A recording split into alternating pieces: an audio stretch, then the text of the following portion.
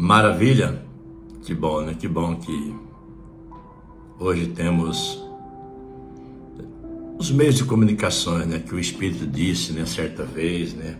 Estamos vivendo nessa geração, um sistema avançadíssimo, mas também é um sistema de alerta, né?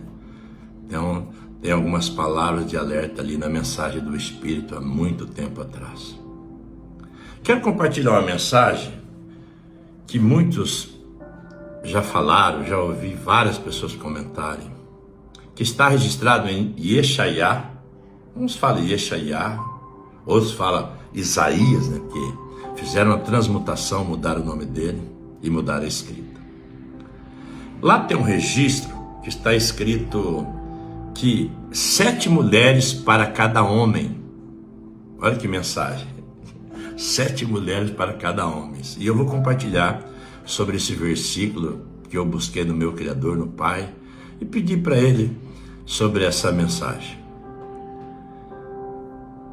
Está escrito lá em Yeshaiá, capítulo 4, versículo 1. E 7 mulheres naquele dia lançarão mão de um homem, olha como está escrito lá, mão de um homem, dizendo: nós comeremos do nosso pão e nos vestiremos do que é nosso, ainda assumindo toda a responsabilidade, tão somente queremos ser chamadas pelo teu nome. Ou seja, o que elas disseram? Nós vamos ser responsáveis de toda a nossa situação, mas queremos ser sua esposa, iremos com você. Você não tem obrigação nem de comprar nada para nós. Tira o nosso opróbrio. Está escrito ali. Opróbrio é um substantivo masculino que se refere a uma situação de desonra. Quando elas falaram, tira o nosso opróbrio. Vexame ou infâmia gerado por ações que não são bem vistas pela sociedade. Então elas queriam realmente, as 7 mulheres, ali, né, como o Espírito disse, ter o mesmo homem, cada um com suas obrigações, iam trabalhar para se sustentar, mas queria ter o nome dele, o sobrenome dele, para tirar o opróbrio daquela geração. Que é um substantivo masculino, volto a repetir, que se refere a uma situação de desonra, elas eram desonradas. Vexame ou infâmia gerada por ações que não são bem vistas pela sociedade. Elas não eram bem vistas pela sociedade.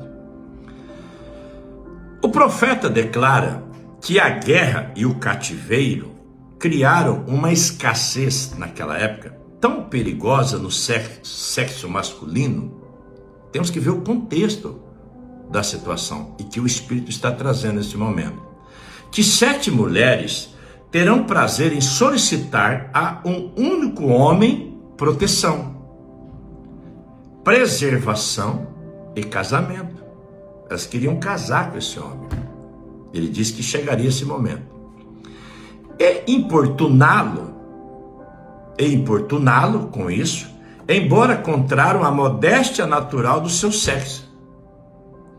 Consentirem afastar sua reprovação, pois não apenas a esterilidade, mas também o único estado foi considerado opróbrio entre Israel. Isso aconteceu entre Israel. Esse é um lembrete de que as mulheres têm o direito de buscar sua segurança e dignidade, mesmo nas condições mais difíceis da sua vida. E foi um ato, uma situação que ocorreu naquela época e que o Espírito trouxe na boca desse profeta. E Yeshaiá, capítulo 4, versículo 1, que disse: naquele dia, temos nesse versículo a consequência do mal precedente. O profeta declara, olha só que nós temos que entender o contexto.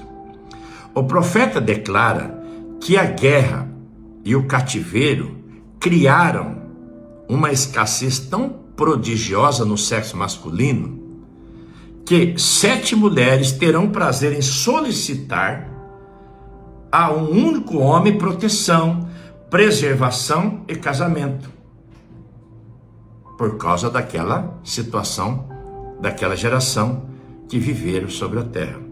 E importuná-lo, embora contrário à modéstia natural do seu sexo. consentir em afastar sua reprovação, que era daquela época. Pois não apenas a esterilidade, mas também o único estado foi considerado opróbrio entre Israel. Por isso que o Espírito trouxe ali aquela mensagem sobre a terra.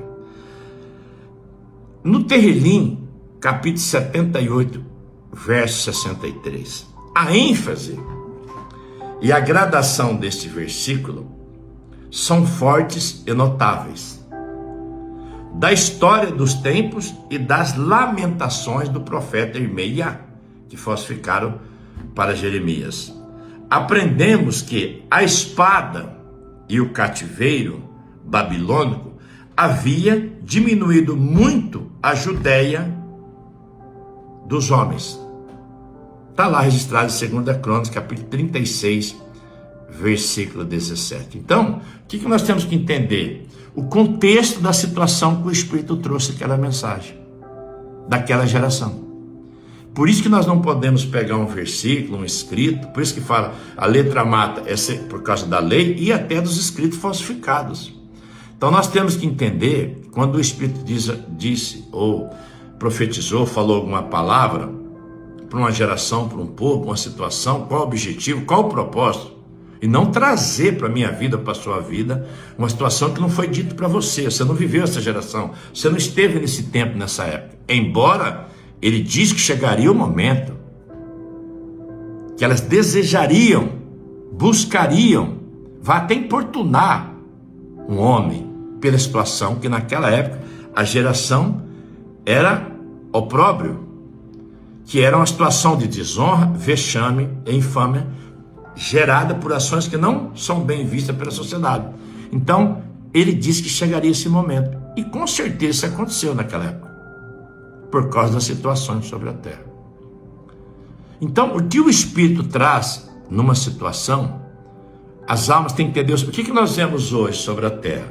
Hoje a gente vê na terra assim, as pessoas pegam lá um conjunto de livros, que é a Bíblia, usam 24 horas nos templos dos homens, no sistema doutrina humanas, interpreta do seu jeito, do seu modo, da sua forma, da sua maneira, conforme o seu líder e o seu ministério, e aplica em cima das almas. Você pode ver que as pessoas falam, fulano tem uma doutrina diferente da outra, a outra tem uma doutrina diferente da outra, cada um impõe um sistema ritualístico, humano, maligno, satânico, de escravizar as almas sobre a terra. E o pai deixou bem claro, ele falou assim, não vos deixarei órfãos. Por quê? É o Espírito dele, é ele que nos aconselha, ele que nos dá direção, ele que nos orienta, ele que nos dá escape numa situação que nós enfrentarmos sobre a terra, ele que mostra um caminho, ele que abre uma porta nova, ele que dá e que traz a bênção necessária, seja tanto nesse caso, naquela época, para aquela geração. A gente podemos até hoje, por exemplo, se a gente imaginar, por exemplo, quando os soldados, não vou nem falar o país, tem país que adora guerrear, tem país que tem povo que gosta, que vive guerreando a vida inteira, fazem parte da natureza deles, viver guerreando. Eles enviam lá milhares de jovens, muitos deles, tem vários filmes, muitos deles são casados, recém-casados, às vezes deixaram suas esposas grávidas em casa, acabaram de casar, foram para a guerra, milhares de soldados, aí morrem milhares de homens, fica lá 10 mil mulheres viúvas naquele local, e elas são jovens, elas podem desejar se unir novamente, ter um relacionamento, construir uma família que é conhecida na terra. E aí, 10 mil mulheres viúvas. Encontrarão 10 mil homens ali no seu estado, naquela cidade, disponíveis, rapazes solteiros, e que vão aceitar a situação delas, que às vezes muitas delas já têm filhos, muitos foram já com filhos já grande, 1 ou 2 filhos para a guerra. A gente vê direto, todas as vezes que nós ouvimos sobre guerra, que soldados vão para a guerra, que não tem nada a ver com essa mensagem dessa época lá, tá?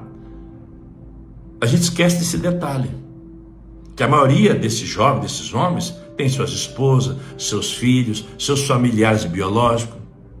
E quantos sofrimentos ficam para trás sobre a terra? Então nós temos que entender a mensagem do Pai. Não é o que acontece sobre a terra hoje, a gente vê direto. As pessoas procuram dentro do conjunto de livros, que tem milhares de falsificações, versículos que lhe interessa, que lhe agrada. Que lhe agrada. Tudo aquilo que convém para a sua alma, as pessoas vão lá e pegam. E os líderes, aqueles falsos, né? Porque o Pai não tem nenhum pastor na terra, digo de passagem, deixar bem claro, nenhum pastor ele tem na terra que conduz as ovelhas dele. Não existe pastor dele fisicamente na terra e nenhum profeta, para você ter ideia. O último foi Yohanan, que muitos conhecem, João o Batista, nascido no ventre de uma mulher, porque o mensageiro, o pregador dele é o Ruach HaKodesh, é o espírito dele. E temos que julgar, temos que provar, temos que ver onde ele está. Então, eles usam esse sistema sobre a terra, porque eles pegam só versículos, você pode ver, só mensagem que agrada os seus ouvidos, seu coração sobre a terra. Isso a gente vê 24 horas sobre a terra. E o Pai, todas as vezes que ele usou um profeta, que ele usou um vaso, que ele usou um enviado dele, ou ele foi com objetivo, com início, meio e fim, ou seja, vou libertar, vou tirar, vou transformar, vou mudar, vou curar, eu vou livrar, eu vou achar, eu vou abrir. Ele agia, mas ele mostrava o caminho. Tanto que quando ele andou na terra, trouxe o cordeiro, ele deixou bem claro: eu sou o caminho. E para onde eu vou, não podeis ir agora. Muitos questionaram: Rabi, como assim? Como nós não podemos ir? Não, agora não. Mas depois vocês poderão ir, porque eu tenho que ir na frente, abrir o caminho, mas depois vocês poderão ir. Eu até roguei ao Pai que não os tire do mundo, mas que preserve, proteja do maligno. Sejam a luz do mundo, o sal da terra, uma testemunha do reino dos céus, do reino do Espírito.